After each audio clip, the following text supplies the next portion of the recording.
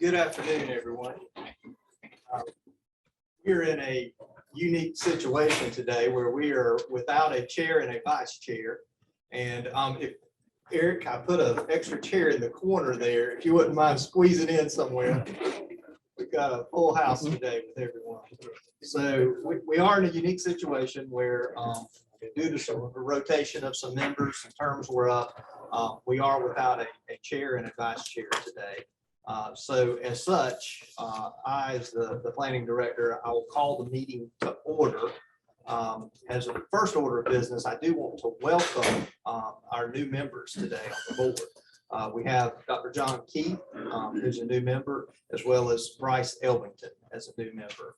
We also have two other new members who unfortunately, due to some pre-scheduled events, could not be here today, but Mr. Joey McMillan and Ms. Ranny Stearns, is that correct? Stearns will also be on the board, and they should be at the next meeting. So we'll get to meet them in person next go around. So as an additional order of business, we do need to nominate and elect a chairperson and a co-chair for the board. So as such, I will call for nominations for that position and or any discussion regarding that. Mr. Director, I'd like to, I guess, make a motion to nominate Mr. Jamie Carston as chairman and Mr. Scott Collins as vice chairman or co-chairman, as you refer to as vice chairman. Vice chair. Vice chair. Yeah, that's correct. So I'll make that nomination. Okay, all right. Well, thank you. Is there any discussion regarding that nomination? Okay, hearing none, I will call, or do I get a second? Can I get a second regarding that? I'll second. Second. Okay, all those in favor? Any opposed?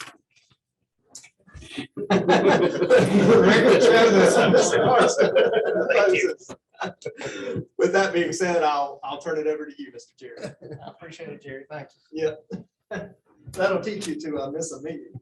Yes, it will. I did that one time too. I missed one meeting in 3 years. Look where I ended up. The meeting's already been called to order, guys. The minutes were emailed to everyone last week. And if we can get a motion to approve or make any amendments, please. Motion to approve. Second. All in favor? Okay, the first matter up for discussion today is DRB case. Is a request for a certificate of appropriateness to install a fence and trim trees at 501 South Irby Street, tax map number 90088-06-007, located in the D3 Arts and Cultural Overlay District and the Irby Street Corridor Overlay District. Do I need to state the case number? Yeah, the case number is DRB 2021-17. Thank you, Mr. Chairman.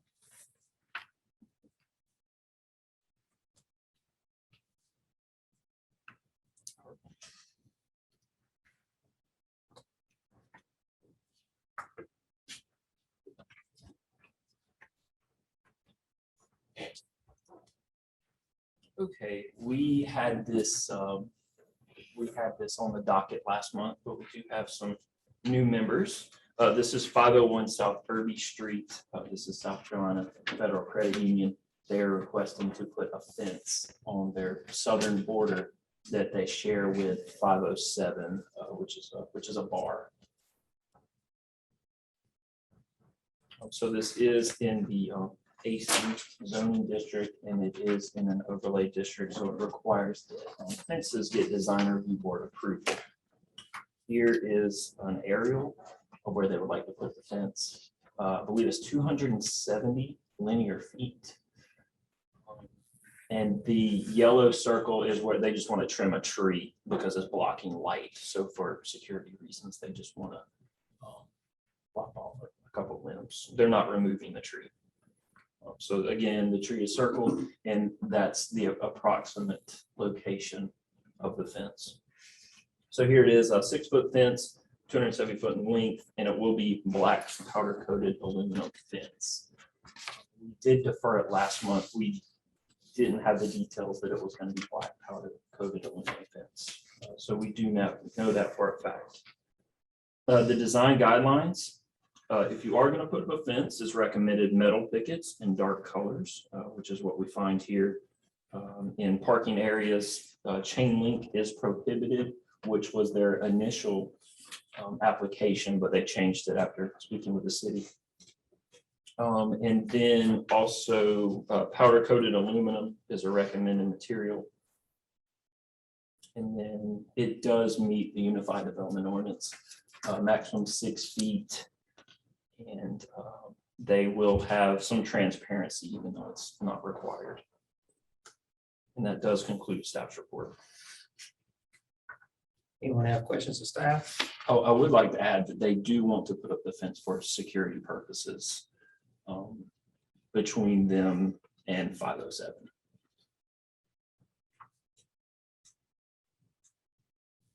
Anyone have any other questions of staff? Is anyone here to speak on this matter for or against? Case is closed and we'll put it to a vote, guys. Make a motion to approve as submitted. Second. All in favor? Motion carried. Our next matter of hearing and position of for action is case DRB 2021-19. A request for certificate of appropriateness for facade alterations of the building located at 270 South Coit Street, tax map number 9008701-023, located in the D1 redevelopment overlay district. Thank you. Good afternoon. And the applicants are here today.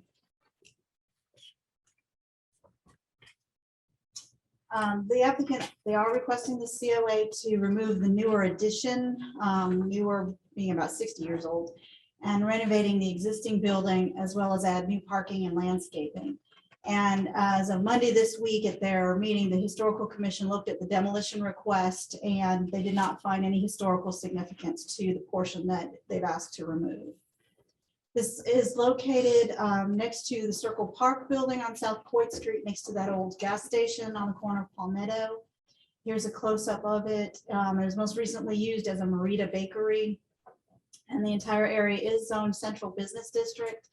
And that does not require any off-street parking. The applicant will just be providing a couple of spaces for his own convenience.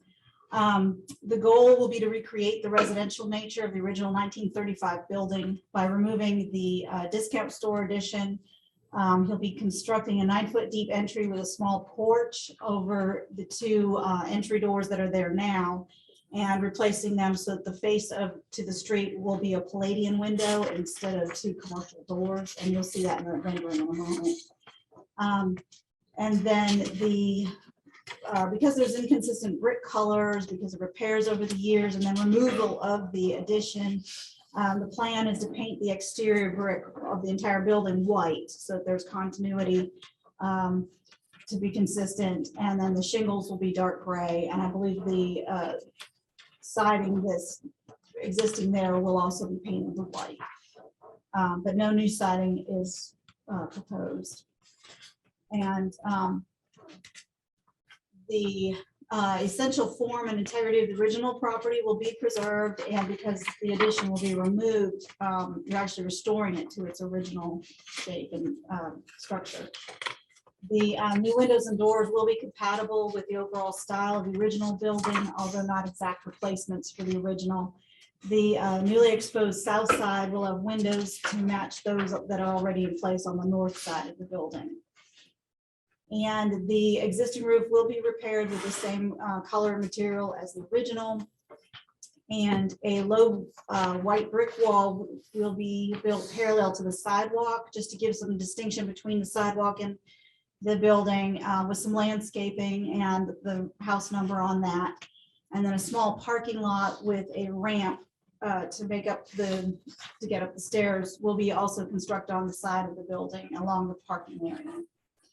And the renovated building will be in keeping with the area. It's a mixture of commercial and residential buildings in that area there. So here's some pictures of the portion that is going to be removed. It's the old discount store. As I said, it was built in 1956. It has not been used for a while. So that's the portion that will be removed. And then this is the portion that will be renovated. Where you see the two commercial doors is where they will be constructing the new entryway. And the windows that you see on the north side and the far right picture there will be reproduced on the side that will be newly exposed with the removal of the storefront. And then these are the architect's renderings of how it'll look from Coit Street on the left. You won't even see the doors. You'll just see the windows. Then from the parking lot, you'll have the windows and the ramp with a brick wall and landscaping. And the site plan on the bottom, you see there'll be a couple of area or parking spots in the very rear and a brick wall in the front as well. So that concludes staff's report. And as I said, the applicant is here if you have any questions for them. Do you have any questions at city? Are we approving the building change and landscaping? Yes, sir. The whole project.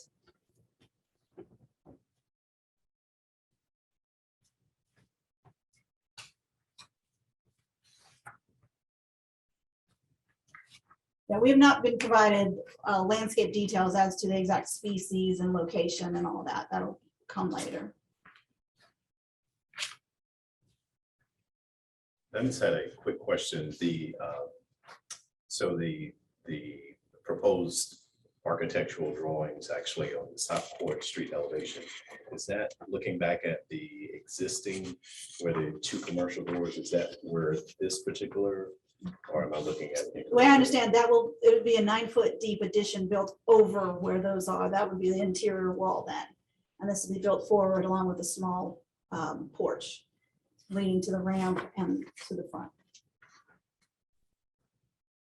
So it'll come out about 9 feet closer, but the setbacks in the CBD is the build to line is 6 inches.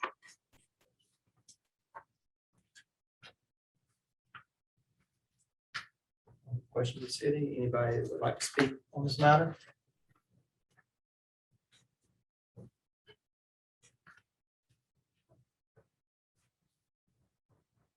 None, we'll close the case and open it up for discussion.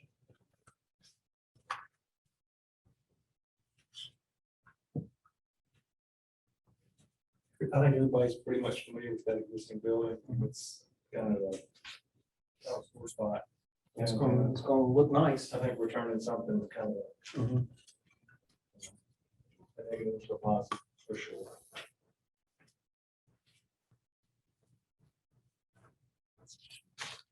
All right, let's spin a motion.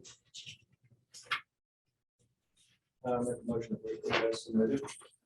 And I guess kind of a little amendment that maybe the landscaping, they can work through staff to work out any details on that. We don't need to come back to that. I'll second that. All in favor? Cheers, congrats, guys. This will be nice.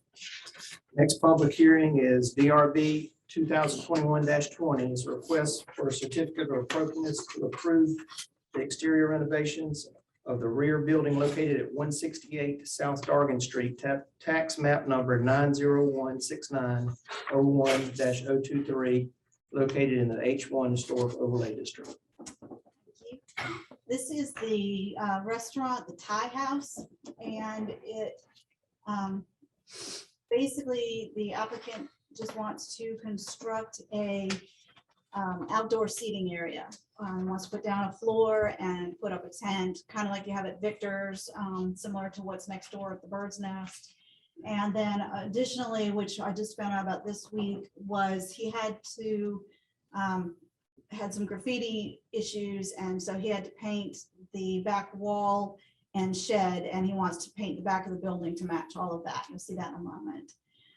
Again, this is the Thai House. It's at the corner of Dargan and East Chevis, also in the Central Business District.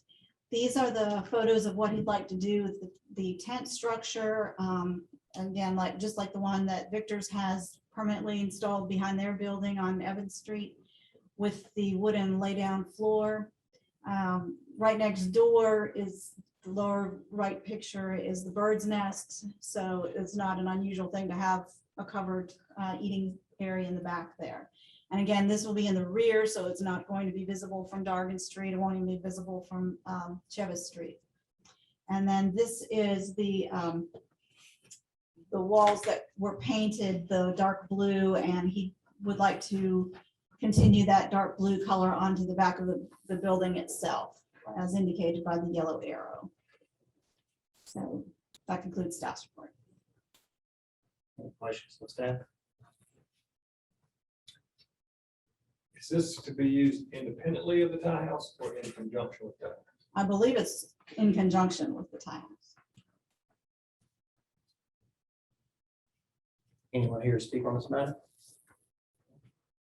Approach the podium and state your name, Victor. Victor Wester, the applicant. It's actually not in conjunction with the top house. So he leases the building, the main building and the storage building. So the back of the property is not leased to him. He doesn't utilize it. So what I'm basically just trying to do is to have an event venue where people can, you've got great places like Victor's, and some other spots where you can go and rent, that event venue. But you also have to buy food and drinks from Victor's. So what I'm trying to do is basically create a place where people can do it a little cheaper. Bring their own food, bring their own drinks, or buy food from some of the local restaurants downtown, that sort of thing. So it's that's basically it. It doesn't have anything to do with the tie house. That's the question. Would the restroom facilities of the tie house serve this? Is there going to be an agreement to Yes, and use that? I hope this is okay. I'm seeking advice from you guys, but the Bird's Nest also has said that they would allow us to use their restroom facility.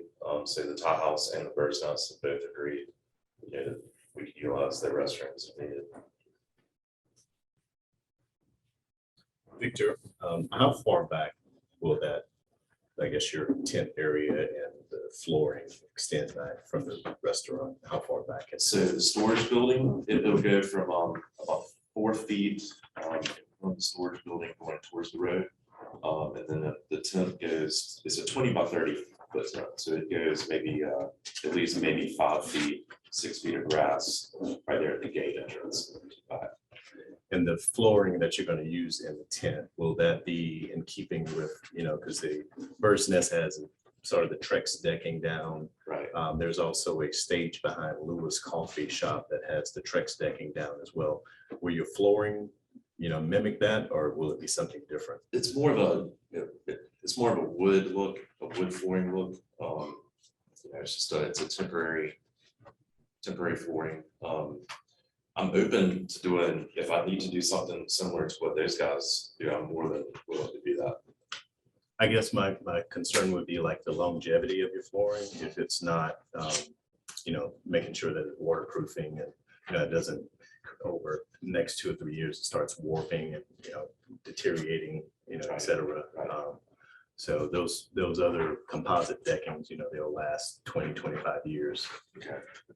Yeah, that's a good point, actually. Yeah, that's something I'd definitely be interested in doing, something that's going to last, a lot longer.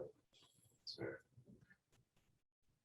And I do have one other question. I know you mentioned sort of the whole event space thing, and maybe that's not something for the design review board to, I guess, consider. But since you mentioned, that customers would be bringing possibly their own food and drinks, how does that kind of sort of work out for that space?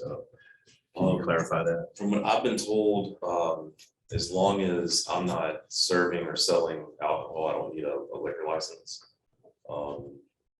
So from everyone I've talked to, people can bring their own food and drinks without there being any issues with that.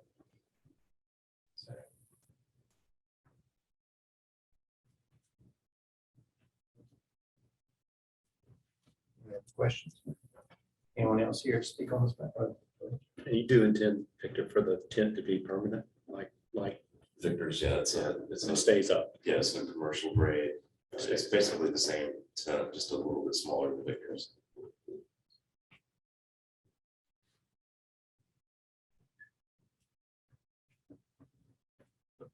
Questions, Dave? So a question for staff. Staff, this, if approved, this would go through permitting process and the code process. So we don't need to dwell on those parts of the project. Staff would be, those hoops would be jumped through codes, correct? That's correct. Any, mention of it that's related to land use would go against the Unified Development Code. Event venues are allowed in that space. Alcohol sales, liquor license, and laws related to that are typically enforced through the state. However, if anything got out of hand, our law enforcement can handle things of that nature. If there's any violations there and or. I'm really thinking more in terms of occupancy, life safety, accessibility, codes type items. Again, that's not our. That is correct. It would require submittal to the building department, as well as fire marshal review, as well as stormwater review. And the typical zoning review. So even if a certificate of appropriateness gets issued for the design, it would still have to go through the full review process. Yes. And that's a little bit of relief because that's something that we don't really, that's not our area of expertise. I do think that since it's really hard in my mind to, when you're duplicating something that's already a similar structure that's already approved in use in a very close location, to me, it's a little bit of a slam dunk that you've got a similar animal within, 100 yards. That's right. But structures like that are still subject to fire code and building code and things of that nature, and even more so because of wind loads and things like that, because they tend to get airborne. Right. Yeah.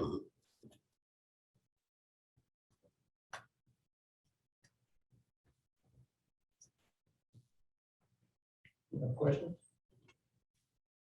Anyone else here to speak on this matter? Close the hearing and open it up for discussion. What are the thoughts on the flooring? I think Dr. Keith did bring up a good point there. Obviously, the longevity is important. And then, it's the consistency with the other businesses. Is there a, Continuous with it. is there a recommended material like you have for fences or walls for floors? Yeah, I think, for downtown, definitely hardscape material, stone, brick, things of that nature have always been recommended. As well as wood decking has been allowed. Next door is a great example of the bird's nest where I think Dr. Keith's correct. It was a wooden deck frame with Trex material on top of it. That's been approved. That's also the Trex, synthetic type material has also been approved, I think, in some other applications downtown, and especially in and around downtown. So If I'm not mistaken, though, there are some instances where treated wood it has been used. I think I'm thinking of the decking at dispensary. I think that is actually treated wood. So again, I don't know that we can, in my personal opinion, we can dictate a certain material or a grade of material as long as it's kind of been used in other places successfully. I think that the maintenance of it comes the burden of the owner. I don't think there's anything that we can say it's got to be a 25-year material. It has to be replaced in 6. right. It has to be replaced. Can I say one thing? My original plan was to duplicate exactly that same flooring that Bird's Nest has. Mhm. And the reason I decided against that is because the walking onto, if you're coming from the parking lot, there's the handicap access that goes up. So people that sit right there in that corner, I've seen numerous times people trip and fall, right there. And that was the one reason I wanted to do something that was flat rather than a decking that's elevated. So that was kind of my thought process on that. And that's kind of it goes back to my other concern, accessibility. Even if you're going up 4 inches, 6 inches, 8 inches, I've got to now make that accessible, and how I make that transition, it's got to be resolved. And again, I don't think that's for us to resolve, but I think it's still an issue. I do think it's important to have a material that's rated for exterior use, though. Or appropriate for Right. exterior use. Would the tent come down at all for if somebody wanted it open? It could, but I don't really plan on, taking it down. I mean, I want to do exactly what Victor's has done. I like that setup. But it's not permanent, so it can come down if needed.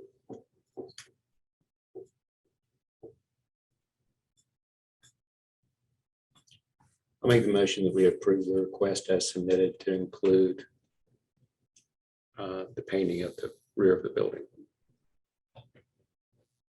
Second. All in favor?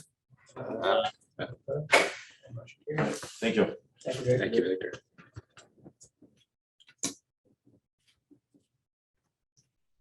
Next case for public hearing is DRB 2021-21 is a request for certificate of appropriateness to allow installation of a rooftop solar panels on the building located at 615 South Dargan Street, tax map number 90088-08003, located in the D1 redevelopment overlay district. Staff? Thank you very much.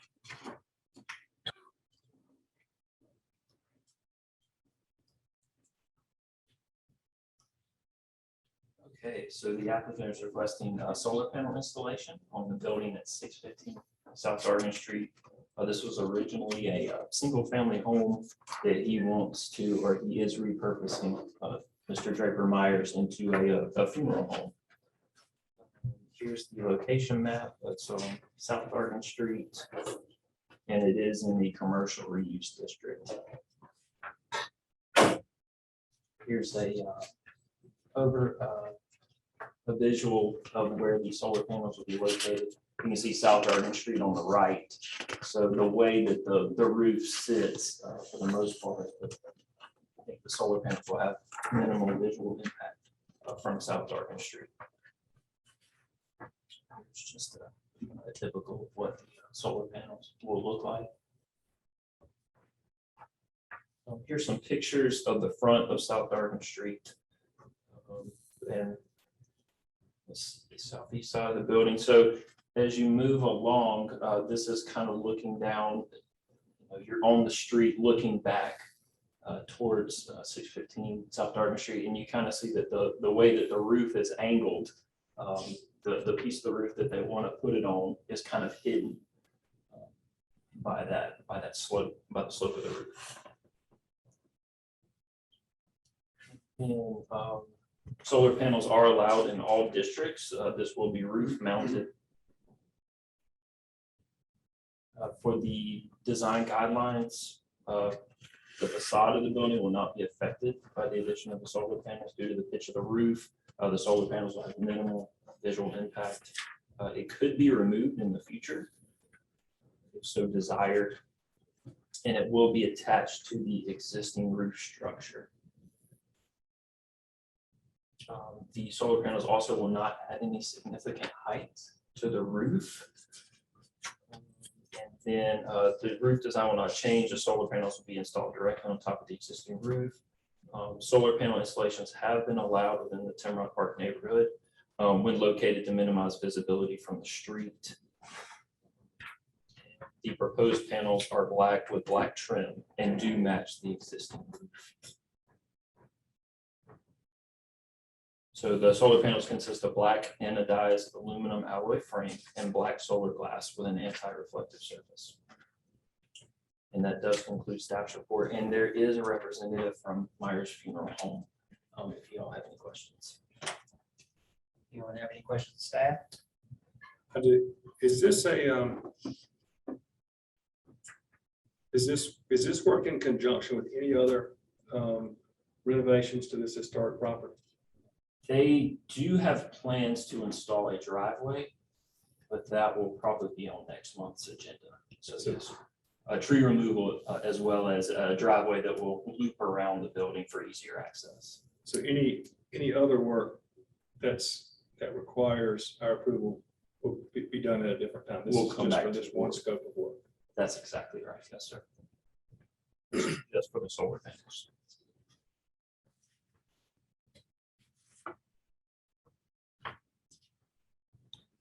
Any other questions, staff? Anyone here that wants to speak on this matter?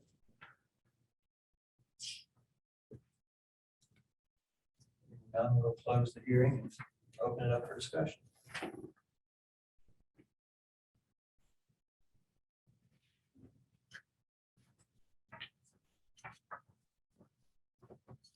Looking at the photographs and looking at the roof plan, as you experience this building on South Dargan, I really do think it's a minimal amount of visual access to these solar panels. And my personal opinion is they're not wholly objectionable anyway. But even if you found them to be objectionable and somewhat of a disturbing to the historic nature of the building, I think that it's really not much of a view of them. Yeah, and Scott, the board has approved in the Timrock Park neighborhood, other installations of solar panels on the roof.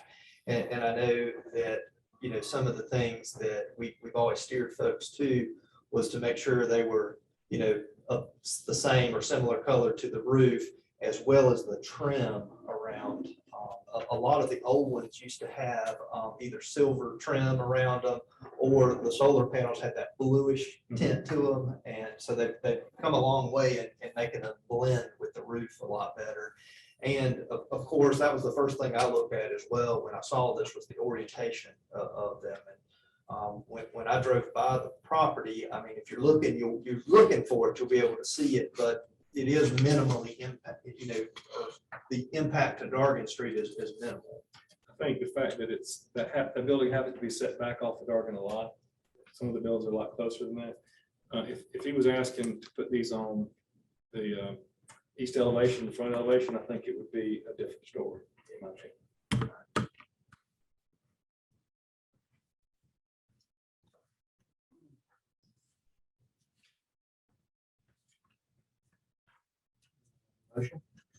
Motion to approve as submitted. Second. All in favor? Motion carries. Next public hearing is case number DRB 2021-22, a request for certificate of appropriateness to allow the removal of a portion of a building located at 400 West Chevis Street, tax map number 90074-07001, located in the D2 Downtown Overlay District. Zach?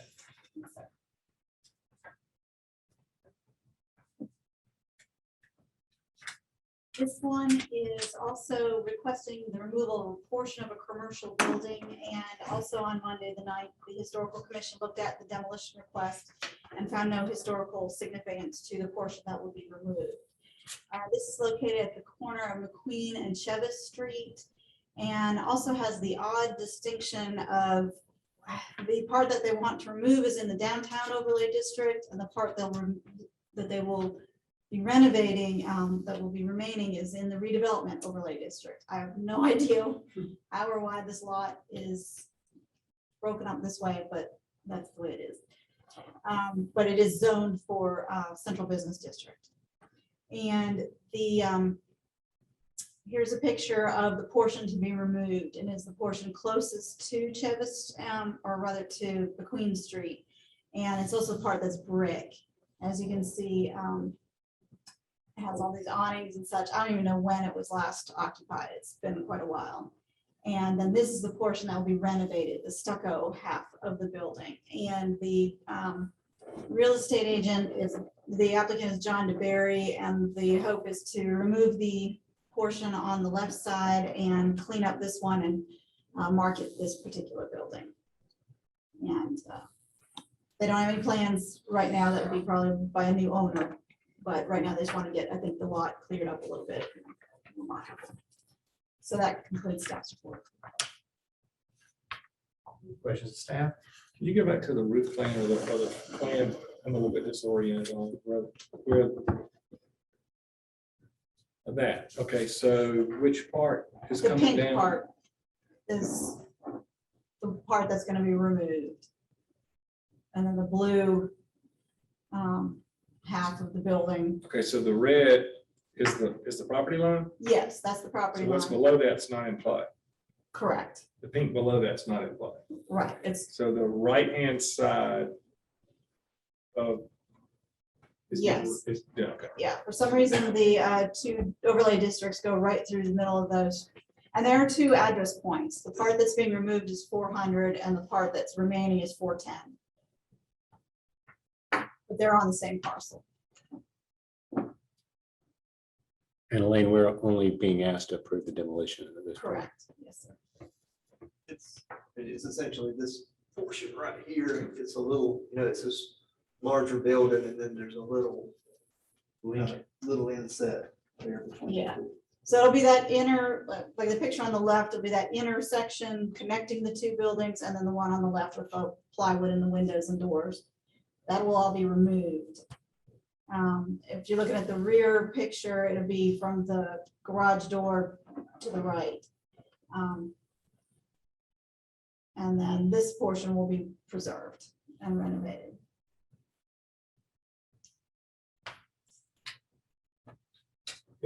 If it's approved in that part of, in that portion of the lot is demoed, will they be required to do anything at the old connector?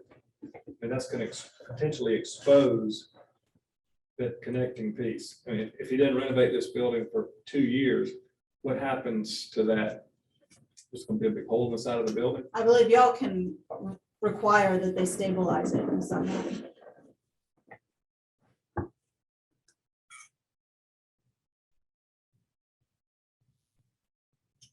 It seems like, Elaine, there was another one like this in the past, and can we require them to stabilize the ground so it wasn't just if they take out the slab that they have to? Yeah, that recycling center on Darlington Street. Amongst others. So is that a requirement of ours, Jerry? If we pass that, we would make that stipulation, or is that covered under another zoning? It's typically covered, but it never hurts if it's in the motion. Okay. Yeah, that gives us some extra teeth to it as well. And the demolition would include the slab under all the way down to grade, correct? That's our understanding, yes. Yes. Well, we can make that part of the motion too. Yeah. I think the applicant wants to make it as marketable as possible. So that would behoove him to remove the foundation, So would they basically just plywood up the hole? probably.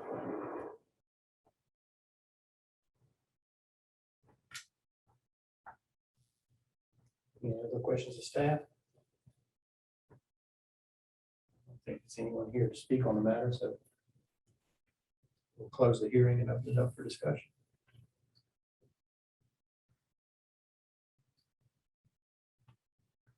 Sounds like it's the first step of, again, turning a really negative piece of property into something positive. So with that, I make a motion that we approve the submittal as presented, adding that our understanding is that the demolition would include all aspects of the building all the way through the foundation, and that the area would be stabilized and graded for proper appearance to be, I guess, approved by staff, and then that any exposed areas of the building would be closed up properly.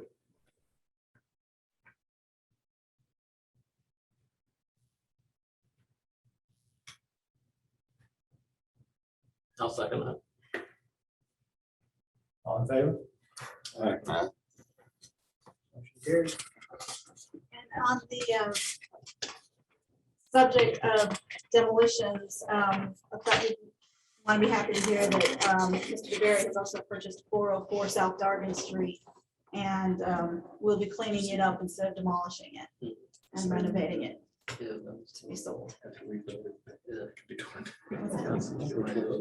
That's that little house next to the Waters Powell Funeral Home, at the corner of Dargan and Pine Street. They're really neat looking house that was a flower shop. Somebody was doing one to it. so I Yeah, figured- Miss Mike was really upset about that. Yeah, I one. remember So, that. So, yeah. 2 months ago. Somebody needs to tell her.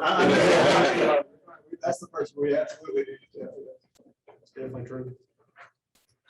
Like to welcome John Keith and Bryce Elverton to the board. First one under the books, and don't know what the plan is if all 10 members show up. We'll see, but hearing that, I call our meeting adjourned, and our next meeting will be held September 8th at 2 p.m. at this location. Thanks, guys. Well done. Mr. Chairman. Yes.